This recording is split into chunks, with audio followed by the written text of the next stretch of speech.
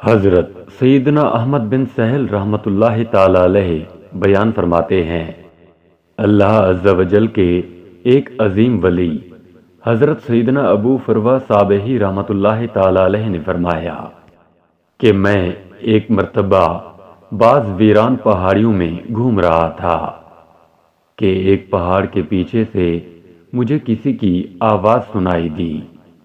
میں نے کہا یہاں ضرور کوئی خاص بات ہے، لہذا میں اسی سمت چل دیا جدھر سے آواز آ رہی تھی۔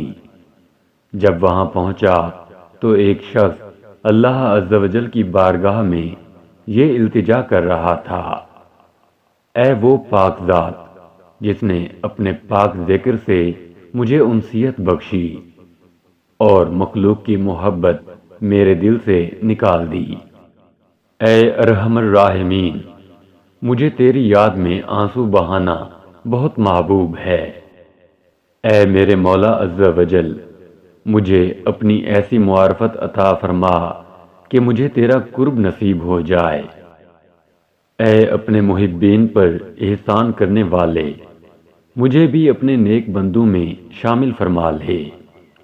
پھر میں نے ایک زوردار چیخ سنی، لیکن آس پاس کوئی بھی موجود نہ تھا۔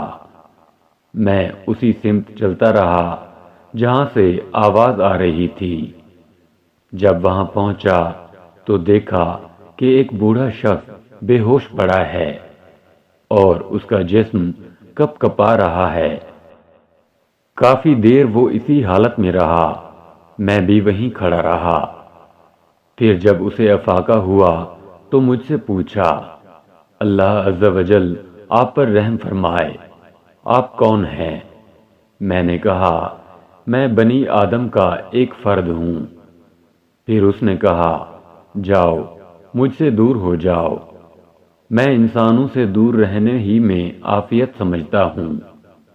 اتنا کہنے کے بعد وہ بزرگ اٹھ کھڑے ہوئے اور روتے ہوئے ایک جانب چل دیے۔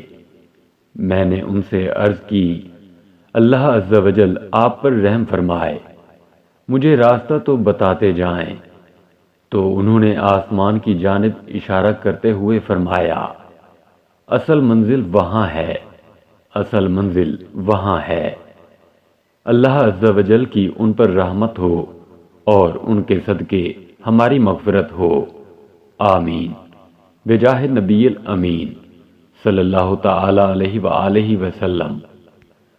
اللہ تعالی سے دعا ہے کہ اپنے ان نیک بندوں کے صدقے ہمیں بھی راہ راست پر چلنے کی توفیق عطا فرمائے، آمین۔